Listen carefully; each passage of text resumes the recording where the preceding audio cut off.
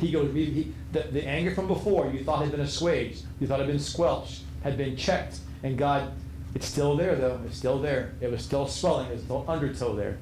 It was still there. And it came up, man, and it rose up, and Moses was like, you rebels! Dude, what am I to fetch water for you? Ugh!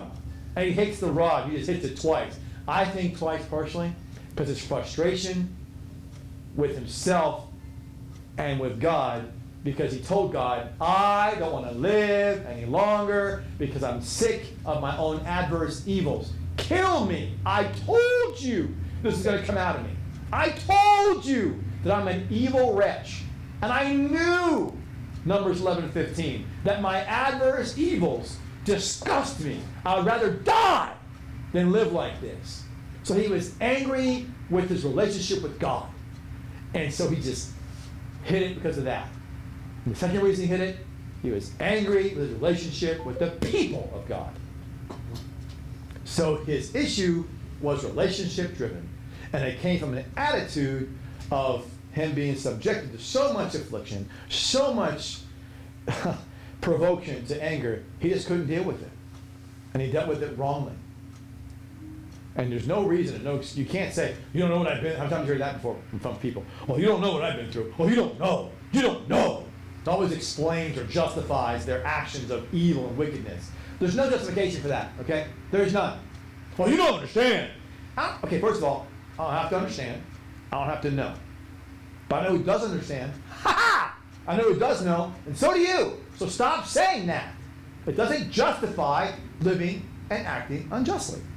Moses proves that. No one understood or knew what Moses knew about God. Did they? No. Did it justify his actions? No. Ha-ha! There's your evidence. So stop saying ignorant things like that. We all do that at times. Well, they don't understand. Well, they don't know the depth of my pain. Of course they don't. But God does know, and that's enough. He's enough. And that's what Moses lost sight of. Is he saying, am I saying Moses didn't trust in God? I'm saying that Moses lost sight of the fact that emotionally, mentally, spiritually, God was his strength, God was his rock, and that's another reason why for God he was saying, you did two things just now. You went against my word, and therefore you demonstrated me unto the people in a manner which I did not tell you to do. And more importantly, you also broke the symbolism of who I am in your life. I'm your rock, always providing the water of refreshing, the water of renewal, the water of sanctification. And what did you do? You got angry at my relationship with you because of how it was going at the time. Because of God's people at the time didn't sit well with you. Don't do that. But how easy is it to do that, right? Easy to do that. Easier said than done. So you go back here, and God says it. In verse 11, Moses lifted up his hand, and with his rod smote the rock 2 times. And the water came out abundantly. And the congregation drank, and their beast also. And the Lord spoke unto Moses and Aaron, and because you believed me not to sanctify me, you see? It wasn't just his belief. It's because you didn't believe, and you didn't also live in a way that was consecrated and holy unto God in the eyes of the children of Israel. Therefore you shall not bring this congregation into the land in which I have given them. Yikes. That's, I want to cry right there. Then go to Deuteronomy, by the way. We'll end this. Is there any questions by the comments? I heard the little beep boops. Is it okay, babe? So far. Okay. I heard the little noises back there. Okay.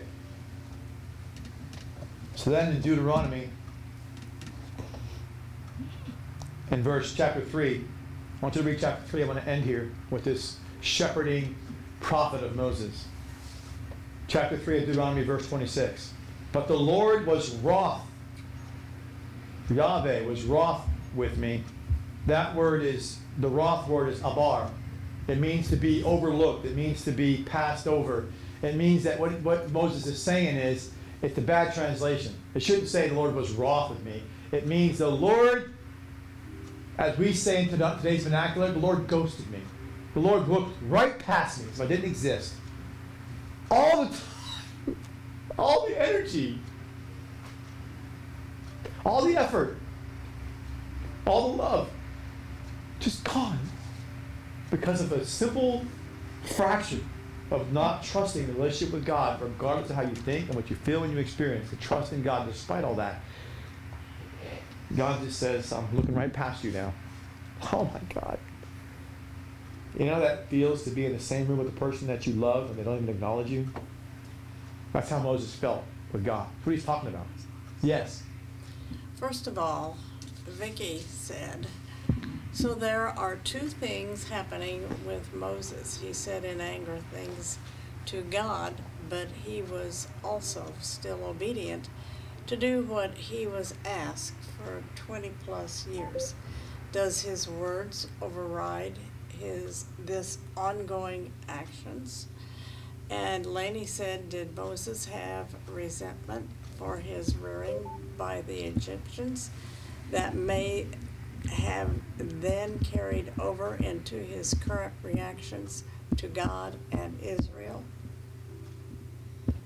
No, that's a good comment. I mean, yeah, Moses' ability to know that if it wasn't for the Egyptians being this buffer, I don't think he blamed them as much as he did. He doesn't like his own. The whole thing goes back to his own. He said in his own words in Numbers 11:15, he didn't want his adverse evils to come out. He'd rather be dead. That's his words. So he told you the answer. Now, why the adverse evil to come out? Is it because the fuel of the fire was first, the fodder from knowing the Egyptian people and how much they caused divisiveness among the Israelites because of what had happened and all that tyranny rule over them and the abuse, and the plague later on? Yeah, sure. Sure. Could it have been later on the fact that the people themselves continued to be disobedient, distrusting toward the Lord God in his life? I don't know. I know one thing. It might have been both of those things, but I know one thing, that Moses is telling you that regardless of what instigated those adverse evils, he knew his tipping point and he was at it. And he couldn't take any more of it. And he said to God, I'd rather die. He told God that, right? We read that, Numbers 11:11-15. He said it. And so Moses is saying this, and his sin was, again, that anger, that frustration, that tipping point, the overwhelmingness, the tapped out type of, I can't do this anymore mentality, that God will never give us more than we can handle. Remember that? The New Testament also showing you that Moses was not learning that. The same thing that Paul said, take this thorn from me. The thorn was God's people in Corinth constantly questioning Paul's authority and his apostleship. That's why his books always say, I'm an apostle called by Jesus. Get it through your thick skulls. I didn't look for this. He came unto me. He literally knocked me on my butt off a horse. Literally. I didn't go look for him, okay? I was looking to kill those who look for him, okay? And he knocked me on my butt and made me his own, okay? I'm going to tell you, I wasn't looking for it, okay? It happened unto me. And then within months, less than a year, he's like a ridiculous advance and knowledge beyond anybody. And then so, yeah, they resented him. So Paul says, take this thorn from me. He's like, I can't take this constant buffeting. And God said to him, basically, in paraphrase, well, you caused them death and carnage to deal with. Well, guess what? They're living with their death and carnage that you caused. You have to live with the fact that they're going to keep on questioning your authority. Right, wrong, or indifferent. You both have pain to deal with. There's the difference, Paul. When you're weak, I'm strong. I'm very sufficient for you. What? That's what Moses is being shown right here. Before the Paul knowledge is being given to him. He didn't have an indwelling Holy Spirit. Paul did. He didn't have that. And Moses is being told to do the same thing that God told Paul to do. You know how tough of an act this is to follow? He's being told to do things that Jesus told the apostles. And they had him right there walking with them. And he's being told to do things that Paul was told to do as the Holy Spirit was indwelling Paul and not with Moses. And no offense to Moses, but Paul had quite a depth of knowledge, way greater than Moses did because of the time tutoring with Christ for 3 years. It's an amazing thing that he's being asked to do. He's being tasked with quite a bit. So to falter under that pressure, to crack, I mean, what do you expect was going to happen? You know what I mean? It wasn't about like the Job thing. It wasn't about succeeding and not cracking under pressure. The point was when you crack under pressure and sin, do you anger and sin not? Do you sin but yet trust in the Lord through your sin? So his sin was not having the anger come back up again. It was that he let it manifest itself. And God goes, we went through this before. That's a no. I let you do it the first time. Notice how God didn't chastise him the first time with some kind of like consequential, like negative, like in your faith. No, he let him kind of have his rant. It was, okay, I understand. But here's what's going on. And then he told him that it's not just you, it's me. None of them listen to me in your life. Believe me, they provoke me too. right? And so Moses learned that lesson, and yet he let that anger, that relationship he had with God, that wasn't working out the way he thought it should, the way he wanted it to, the way he thinks that the narrative should be. Because why should it be on his side of the ledger where it's a heavier burden when it's God who called the people, it's God's plan, it's God's purpose? Why is he the one, in his mind, he started to think he bore a heavier burden than God did himself? And God's going, that ain't true. And he did it again at the rock. He started to distort the relationship with God and thinking he was bearing the heavier burden of the two of them. That's never true. You never bear a heavier burden than God does. Are you out of your mind? People think that, though, in their life. Don't get wrong. Come on. When you're going through tough times, sometimes your human, corrupt self makes you believe you're bearing the heavier burden here. And where's God lifting the heavy burden? How come I feel like I'm doing all the lifting here? I don't feel him in this situation. If you never felt that way, then that's good, because you never felt like Moses felt then. That's how he felt. He felt that the weight was on his side of the ledger, like the yoke was not even at all. It was like tilted toward him. He's like, I can't, this is too much. And God told him, that's all in your head, because you're letting them get to you. Because you're feeding your inner anger and disappointment and frustration. That's what you're feeding. And when you let that go over to me, then you'll see the yoke evens out again. And that's what was going on here. He let it get back out of whack again. He got out of, the spirit, the fruit of the Spirit. Self-control. Starts off with the Spirit, fruit of the Spirit, love, and out of which comes self-control. Moses lost it. So you look back to Moses here in Deuteronomy chapter 3 and verse 26. Again he said, he passed over me for your sakes. And it says for your sakes? Nope. It's the word man. It means because of your intentions. So you see, Moses is basically calling himself out. Because I know how your mindset was. It changed my mindset. And now I'm suffering the consequence. So what's he telling you? He mirrored the sin of the ones that were the rebellious, disgusting, provoking ones against God. He, against his own desires, mirrored that sin by having his own intentions be against God unwittingly. He didn't plan that to happen, but he realizes it after the fact. He's become the thing he didn't want to be. Isn't that crazy? He's noticing that. He's noticing, oh my God, I'm being overlooked because I became the very thing I despise. God. And he would not hear me, he said in verse 26. And the Lord said unto me, let it suffice to speak no more unto me of this matter. Verse 27, go thee up to the top of Pisgah, and lift up your eyes westward and northward and southward and eastward, and behold, it is with thine eyes. Thou shalt not go over this Jordan, but charge Joshua and encourage him and strengthen him, for he shall go over before you, this people, and he shall cause them to inherit the land which you shall see. So we abode in the valley over against Beth Peor. So he's also charged to, what does he say to Joshua? He's charged to encourage him and strengthen him. Sounds a lot like the unjust steward, doesn't it? Bring a benefit to another, not to go the way you've gone, even though you reap no benefit from it whatsoever, other than doing what I told you to do. Moses has so much loaded theology in it that's actually explaining what you see later on in the New Testament.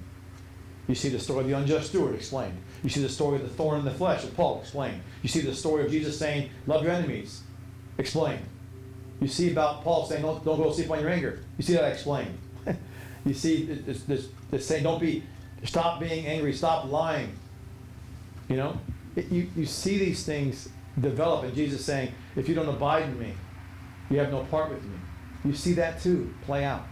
Moses has so much richness in the story that we're giving him just one swoop of one occurrence and then painting a picture. His life is like a beautiful Rembrandt, and it's got so many details in it that you to take one piece of that and go, oh, the tree. No, oh my gosh, man, complete. Step back and observe it all. And just sit there. It's like an art gallery. Just sit back and just watch. You'll see so many facets how God has moved and continues to show you things in his life. It's an amazing thing. Yes? Think about that verse in the New Testament, and a man's foes would be those of his own household. His worst enemy, Korah, was of his household, Levites. Oh, yeah, his own household. The others, Reuben, but Korah was Levite. Yeah, because he wanted to take over. Yeah, I know. Yeah, that's right. You're right. His own household, Levi. It's true.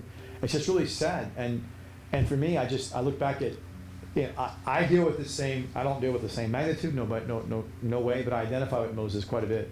And he's one of the people I talk about who I want to talk to in heaven. If there was 3 folks in the Old Testament I'd want to talk to, one of them be Moses, because of the leadership issue, because of that issue he had, of just the sinful sense of just being frustrated, being just overwhelmed with how to deal with people that don't do what's right by God. And you get so caught up in that, you forget, it starts with you though, right? You got to do right by God. You can't control them. You got to do right by God. And Moses lost sight of that. And he's a good word picture for all of us to always remember that God, even if that's as you're maturing in your faith, still expects you to do right by him, and know that you have this opportunity to grow and learn, and knowing that he still wants you to look beyond how you think and what you feel and experience, even when other people of God are causing you to feel consternation and pain and suffering. Do not question your relationship with him, and do not let your relationship with the people redefine your relationship with him. Keep them separate, but also aligned with relationship with God, governing how you deal with relationship with other people of God. And that's what Moses lost sight of. And that's the reason why he hit the rock twice. And that's the reason why I think it speaks to that. It speaks to him basically, unfortunately, defying and coloring wrongly the relationship with his rock, God. And he struck it twice to be in frustration of relationship with God being overwhelming, and relationship with God's people being likewise. So we'll continue on Friday. We'll do a synopsis and recap of all of this, lessons of Moses. And that'll be on Friday. And then on Sunday, we'll continue our new lesson. We'll be teaching on different warnings out there about false teachings and so forth. So let's close and pray. So Father, we thank you for this opportunity and time we have with you. Thank you for your love and understanding and giving to us of your insight and understanding of how to live better and be more mature in your eyes. Thank you for forgiving us and cleansing us and helping us to be refreshed and restored in a new heart, new mind. We thank you so much for all you do, continue to do, and loving and providing. Help us to have the strength to endure and to overcome, even when the emotions and mental state is fractured and just so spent. Help us draw strength from you, and may your grace be sufficient for us. And remind us in our weakness, you are strong. We thank you for all this, and may us have a good week. Bring us back together safely. In Jesus, Yeshua's name we pray. Amen. Copy that over on the side about those. I got more to do on the board. Um, Yeah, sorry. Square with Doc just not too long ago, and then Vicki has this question. Yeah. I'll do this.